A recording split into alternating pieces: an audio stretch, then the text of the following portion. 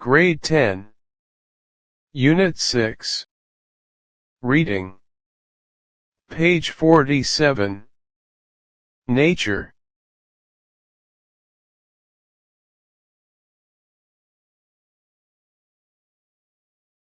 "30 kilometers west of Kuwait City is a truly remarkable place, where the low, wet greenery is a striking contrast to the surrounding landscape. This is Al-Jahra Pools Nature Reserve, Kuwait's only inland, and completely man-made, freshwater space. Officially founded in 1990, the 250 hectares of marshes were formed from effluent waste flowing from the nearby town of Al-Jahra. Incredibly, this waste has now become a significant environmental site. The reserve has become a crucial sanctuary for birds, with over 220 recorded species, including 17 birds of prey.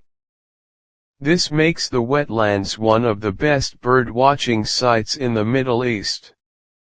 In just one day spent beside the reed-lined pools, birdwatchers can see a variety of buzzards, eagles, vultures, and harriers.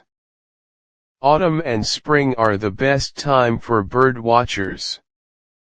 During these seasons, the area attracts an estimated total of 2,000 to 3,000 birds, who migrate to refuel themselves on the reserve's rich vegetation. Al-Jahra Pools Nature Reserve offers vital protection for birds in Kuwait and the Middle East, such as the globally threatened lesser kestrel. A 70-hectare space has been fenced off to provide a refuge from hunting and to protect the birds' habitat from destruction. 2 full-time guards have been monitoring the reserve since 1993 to control trespassing. Thanks to this, the reserve has been a crucial center for conservation, propagation, education, and research.